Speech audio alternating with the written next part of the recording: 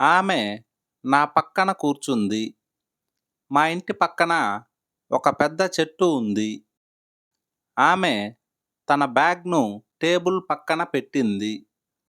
అతడు తన బైక్‌ను షాప్ పక్కన పార్క్ చేశాడు. ఇలాంటి వాక్యాలను ఇంగ్లీష్‌లో ఎలా చెప్పాలో ఇప్పుడు చూద్దాం. దీనికి గాను మనం నెక్స్ట్ టును ఉపయోగిస్తాం. నెక్స్ట్ టు అంటే పక్కన. ఆమె నా పక్కన కూర్చుంది.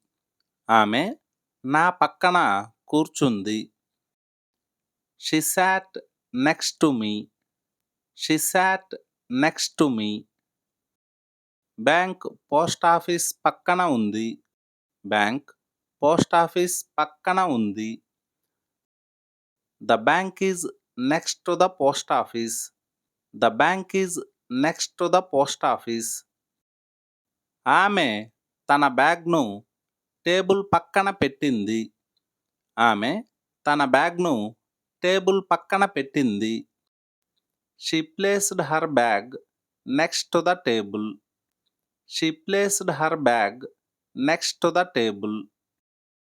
మా ఇంటి పక్కన ఒక పెద్ద చెట్టు ఉంది. మా ఇంటి పక్కన ఒక పెద్ద చెట్టు ఉంది. There is a big tree next to our house. There is a big tree next to our house.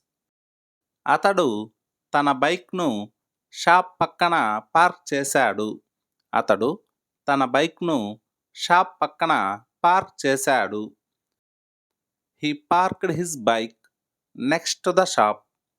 He parked his bike next to the shop.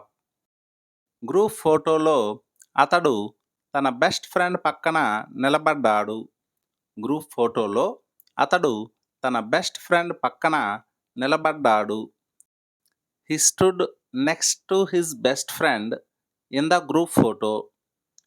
He stood next to his best friend in the group photo. Super market పక్కన ఒక coffee shop ఉంది. Super market పక్కన ఒక coffee shop ఉంది. దీన్ని ఇంగ్లీష్‌లో ఎలా చెప్పాలో కామెంట్ సెక్షన్‌లో కామెంట్ చేయండి.